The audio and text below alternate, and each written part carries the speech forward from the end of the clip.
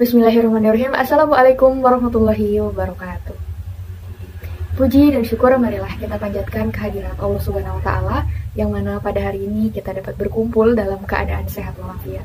Sholawat serta salam tetap tercurah limpahkan kepada Nabi junjungan kita, Nabi besar Muhammad Sallallahu Alaihi Wasallam. Tak lupa yang terhormat kepada Ibu Dr. Cucun Suningsih, SPD, MPD, selaku dosen mata kuliah Kebijakan dan Inovasi Pendidikan. Kami ucapkan terima kasih banyak karena atas kesempatannya kelompok 3 dapat berpresentasi. Tak lupa kami ucapkan terima kasih juga kepada teman-teman semuanya yang sudah menonton video ini. Kami dari kelompok 3 yang beranggotakan Anisatul Haq Mustafa, Dona Nurul Pratiwi Rafiq Ahmad, Rita Rahmawati Subagio, dan saya sendiri Siti Rosidah Rizkia. Kami dari kelompok 3 akan membahas proses kebijakan pendidikan. Kurang lebihnya di dalamnya ada pengertian, ada model, juga ada konsep dari proses kebijakan pendidikan. Untuk penjelasan lebih lanjut, mohon simak videonya. Saya persilakan kepada presentator pertama dan presentator seterusnya. Proses adalah runtunan perubahan, baik peristiwa ataupun kejadian dalam perkembangan sesuatu. Secara etimologi, kebijakan berasal dari bahasa Yunani, yakni polisi. Ternyata istilah tersebut mengalami perkembangan, hingga akhirnya dalam bahasa Inggris yang memiliki arti menangani masalah-masalah publik atau administrasi dalam pemerintahan. Selanjutnya, pendidikan merupakan hak setiap warga negara guna tercapainya tujuan pendidikan nasional. Di layar tersedia kebijakan menurut Herdiana tahun 2018. Intinya, kebijakan dapat kita katakan sebagai aturan yang sudah diputuskan oleh suatu organisasi tertentu. Dan umumnya kebijakan bersifat tertulis, juga dilakukan untuk mencapai tujuan tertentu. Selanjutnya, kebijakan pendidikan didefinisikan sebagai keputusan yang diambil kaitannya dengan pendidikan, baik dari segi kurikulum, metode, strategi, sarana dan prasarana, juga masih banyak lagi untuk mencapai tujuan pendidikan nasional. Dalam rumusan kebijakan terdapat pendekatan, di antaranya pendekatan permintaan sosial atau social demand. Adalah pendekatan yang erat kaitannya dengan sosial atau masyarakat atau juga publik, berupa pengambilan aspirasi, tuntutan hingga kepentingan yang ada di lingkungan masyarakat. Para pembuat kebijakan mendeteksi aspirasi dan tuntutan yang ada di masyarakat. Alangkah lebih baik jika terjun langsung. Pendekatan ini memiliki risiko yang rendah mengalami kegagalan karena bersumber atau lahir langsung dari masyarakat. Dan pendekatan ini dinilai menjadi pendekatan yang demokratis. Selanjutnya ada pendekatan tenaga manusia atau manpower. Merupakan pendekatan dengan mengedepankan pertimbangan rasional guna menciptakan ketersediaan sumber daya manusia. Pendekatan ini lebih mengedepankan pada pertimbangan tadi, yaitu rasional, dari sudut pandang pengambilan kebijakan atau lebih condong pada pemerintah, tentang masa depan khususnya kualitas sumber daya manusianya. Tidak adanya aspirasi dan tuntutan dari masyarakat menjadikan pendekatan ini dirasa kurang demokratis. Sekian yang dapat saya sampaikan, saya persilakan kepada presentator berikutnya. Baik, materi berikutnya yaitu ada konsep proses kebijakan pendidikan. Dalam proses analisis kebijakan, terdapat proses-proses yang harus diselesaikan oleh para pengambil keputusan. Proses ini bertujuan untuk menyusun strategi yang muncul sesuai dengan permasalahan yang muncul. Proses analisis kebijakan diantaranya meliputi proses yang pertama yaitu ada inisiasi. Tahap inisiasi dimulai ketika potensi masalah muncul. Potensi masalah tersebut akan terlihat ketika dilakukan upaya untuk mengurangi masalah tersebut, sehingga masalah tersebut dapat diselesaikan dengan baik. Pada tahap ini, masalah tidak perlu dirumuskan, tetapi perlu dikaji lebih detail, apakah masalah tersebut perlu dirumuskan ataupun tidak. Proses inovasi juga dilakukan pada fase itu, di mana kerangka masalah umum dirancang dan dibuat. Selain itu, perlu juga dilakukan pengumpulan informasi terkait kebijakan secara umum dan mengantisipasi opsi-opsi kebijakan yang diharapkan dapat dikembangkan. Proses yang kedua yaitu ada estimasi. Pada tahap ini, masalah dikaji secara ilmiah, empiris, dan proyektif untuk melihat apa yang akan menjadi konsekuensi dari keputusan tersebut. Fokusnya juga pada evaluasi kinerja yang diharapkan dengan menggunakan pendekatan teknis yang berbeda. Kebenaran standar seringkali tidak dievaluasi secara menyeluruh karena alat atau metode yang terbatas. Proses yang ketiga yaitu ada seleksi. Pada tahap seleksi ini terkait dengan keputusan. Setelah dilakukan analisis kebijakan berupa perumusan dan evaluasi kebijakan, maka perlu dilakukan seleksi kebijakan.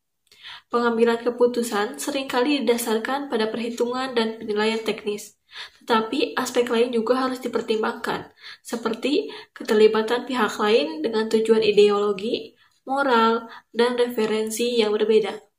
Proses yang keempat yaitu implementasi. Tahap implementasi merupakan tahapan melaksanakan pilihan yang telah disepakati. Pada tahap implementasi, uji kelayakan nyata dari opsi yang dipilih diusulkan. Pada fase sebelumnya, kebijakan masih berupa gagasan. Sedangkan pada fase implementasi, kebijakan dapat diwujudkan menjadi kenyataan. Proses yang kelima yaitu ada evaluasi.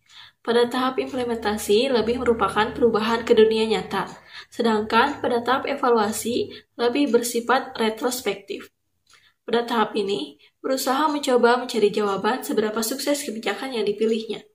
Pada tahap ini juga, pengukuran dilakukan dengan indikator yang telah dilakukan.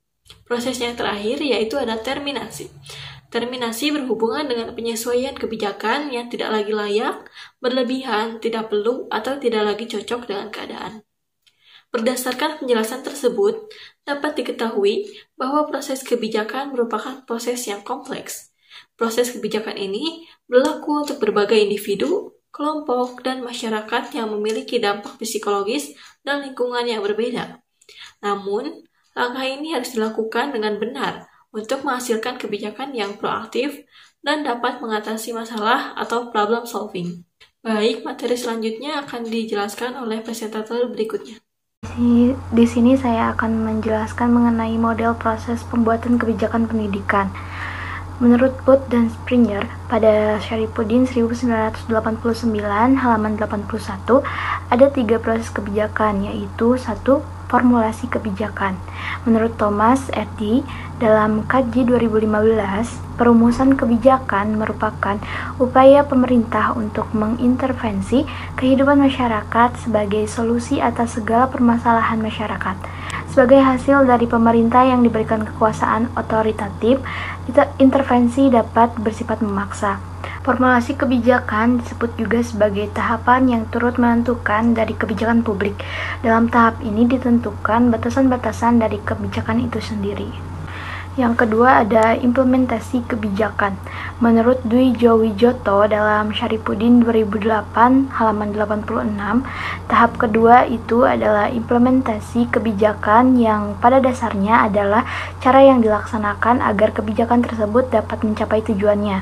Menurut Booth dan Springer dalam Syarifuddin 2008 halaman 86, implementasi kebijakan adalah serangkaian tindakan dan keputusan yang memfasilitasi pernyataan dalam merumuskan kebijakan ke dalam praktik organisasi.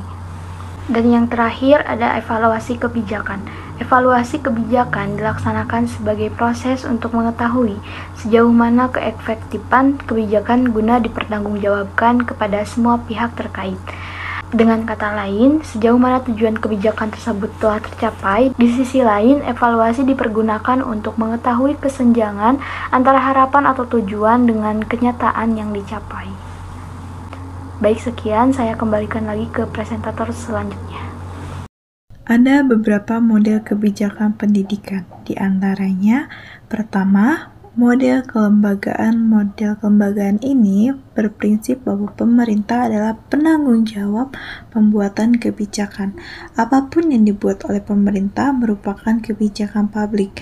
Yang kedua, model sistem. Model sistem ini dikembangkan oleh ahli yang bernama Panis dan Naumes. Model sistem merupakan model yang menggambarkan kejadian nyata yang terjadi saat pembuatan kebijakan. Model sistem ini disebut juga dengan model deskriptif. Yang ketiga ada model penyelidikan campuran.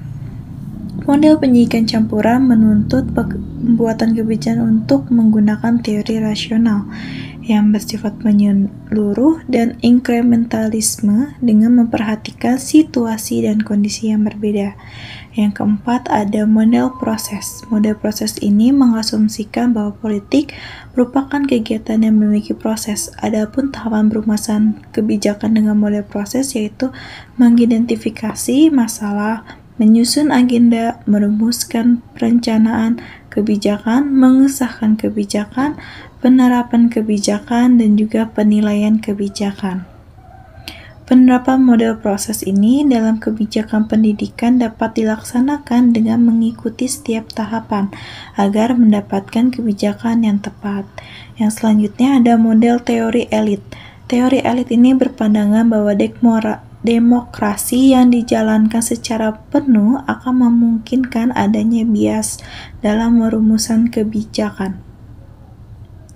Model ini lebih banyak mempertimbangkan kepentingan elit dibandingkan tuntutan dari masyarakat. Nah, selanjutnya ada model rasional. Model rasional merupakan kebijakan yang didapatkan dari perolehan sosial maksimum. Artinya bahwa model rasional yang digunakan oleh pemerintah harus mampu untuk menghasilkan kebermanfaatan yang maksimal bagi masyarakat juga. Sekian pematerian dari saya balikan ke moderator. Baik, terima kasih kepada para presentator yang sudah memaparkan materinya, dan juga kami ucapkan terima kasih kepada teman-teman semuanya yang sudah menyimak hingga akhir. Dari pematerian tadi dapat disimpulkan bahwa kebijakan pendidikan adalah kebijakan yang mengatur mengenai pendidikan, baik meliputi pelaksanaannya ataupun pengelolaan perilaku pendidikan. Mudah-mudahan informasi atau ilmu yang diberikan bermanfaat. Berlian ditempah dengan batu. Sekian, wabillahi taufiq wal hidayah. Wassalamualaikum warahmatullahi wabarakatuh.